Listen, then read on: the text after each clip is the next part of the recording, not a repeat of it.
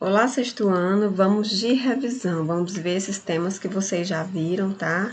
E agora eu vou frisar aqui para que vocês possam, aprender mais. A revisão é sempre bom para relembrar aí os assuntos passados. Máximo divisor comum, MDC, e mínimo múltiplo comum, MMC, tá bom? Então, a diferença entre eles é muito simples. No MMC se multiplica todos os fatores, nós multiplicamos todos eles, né? Depois que a gente faz as divisões. Nesse caso, dá 60. Já no MDC, a gente multiplica apenas os que dividiram simultaneamente, né? Apenas aqueles que eu dividi os dois ao mesmo tempo, por exemplo, 20 por 2 é 10, 12 por 2 é 6. Já circulo esse também. Por que que esse não entra no MDC? Porque eu não consigo dividir ele por o 3 por 5. Então, eu só multiplico 2 vezes 2, que é 4, tá? Essa é a diferença entre MMC e MDC, que a gente já viu, a gente, já respondeu atividades sobre isso. E aqui a gente está vendo a diferença entre um e outro, tá bom? A gente aprende problemas diferenciando um do outro. MDC geralmente apresenta situações onde é necessário dividir quantidades distintas em uma mesma quantidade de grupos, né?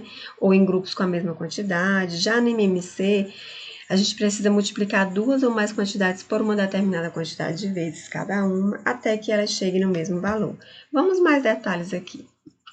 MMC dá a ideia de tempo, né, de encontro, né? Como é que a gente identifica um problema, né, de MMC e MDC? MMC se denota tempo, algum período, pede uma resposta futura, né? Agora o MDC dá-se uma ideia de divisão, partes iguais, divide em grupo, em equipe, tem as frases máximo possível, mínimo possível, né? E assim sucessivamente. Então a gente vai descobrir onde é que tem MMC e MDC aqui, tá? Será que essa daqui é MMC ou MDC?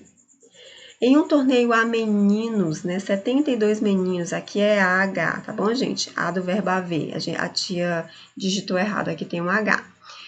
Então, 72 meninos e 48 meninas. A professora quer formar grupos só de meninas ou só de meninos com a mesma quantidade de alunos. Então, o que a gente vai usar? Aqui está falando de maior quantidade, né, possível. Então, aqui a tia já tem o que? O MDC, tá bom?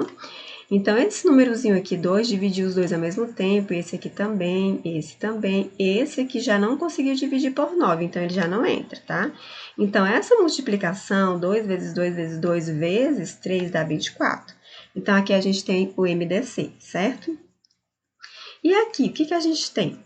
A gente vê aqui períodos, né, de 4 em 4 dias, 6 em 6 dias, tem uma ideia de futuro, depois de quantos dias. A gente tem aqui o MMC, tá bom? De 4 e 6, tá? Aqui, ó, ele tá perguntando, o primeiro avião faz rota de ida e volta em 4 dias e o segundo em 6 dias, né? Então, a pergunta é, se num certo dia os dois aviões partem simultaneamente, depois de quantos dias esses aviões partirão novamente no mesmo dia? É muito simples, é só a gente tirar MMC de 4 e 6, que dá 12. Nesse caso, eu vou multiplicar todo mundo, ok?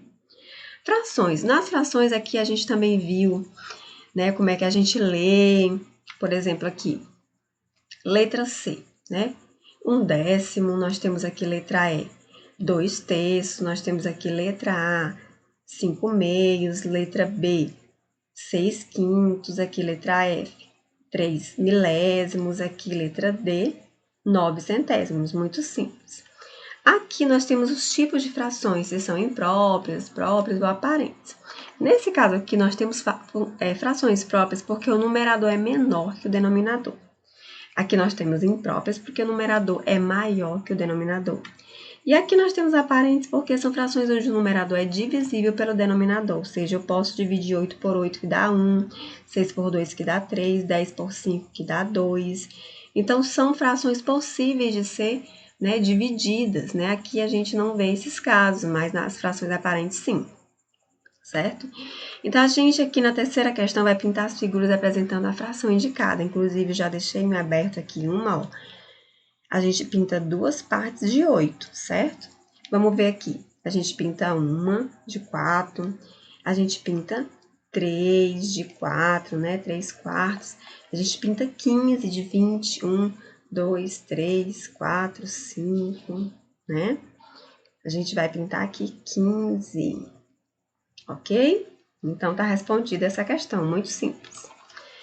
E aqui as frações com denominadores 10, 100 ou 1000 são chamadas frações decimais e podem ser representadas como número decimal. A tia já explicou essa parte também. A gente tem aqui 1/10, né? Por que fica 0,1? Porque aqui, ó, tem o número 10 e a gente conta uma casa depois da vírgula, aqui 2 casas depois da vírgula e aqui 3 casas depois da vírgula, né? E aqui nós temos as mesmas situações, ó, uma casa, 2 casas, 3 casas. É só contar direitinho aí para essa regrinha dar certo. E aqui na quinta questão nós temos que verificar quais são equivalentes, ou seja, quais são aquelas que podemos ter uma fração equivalente a esta primeira, por exemplo. Será que a partir dessa eu posso ter essa fração? Não. Porque aqui no caso, ó, eu multiplicaria 1 por 2, que dá 2, e 6 por 2 dá 12, então não seria 14, tá bom? E essa daqui, 3 vezes 5, 15, 15 vezes 5, 75. Essa sim é equivalente. E essa daqui, vamos ver se é equivalente ou não? Não, porque se eu multiplicar 1 por 5 dá 5, mais 2 por 5 não dá 4, certo? Então, a gente multiplica o mesmo número em cima e embaixo. A gente não pode multiplicar, por exemplo, 1 vezes 5, 5, e 2 vezes 2, 4, não. Se eu multiplico por 5 em cima, eu multiplico por 5 embaixo também, certo? E aqui, vamos descobrir se é aparente, se é equivalente ou não? É sim, tá bom? Então, essa aqui, ó, a gente vai obter essa fração, tá? 4 vezes 3, 12. 4 vezes 8, 32.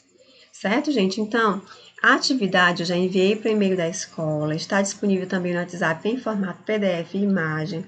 E essa mesma atividade está valendo qualitativo para somar com a avaliação. Então, eu espero que vocês tenham um bom desempenho na revisão, para que vocês possam ter aí uns pontinhos a mais na avaliação, ok? Espero que tenham entendido, né? Na verdade, vocês já viram todo esse assunto, era só um reforço. Então, beijo da Sheilane.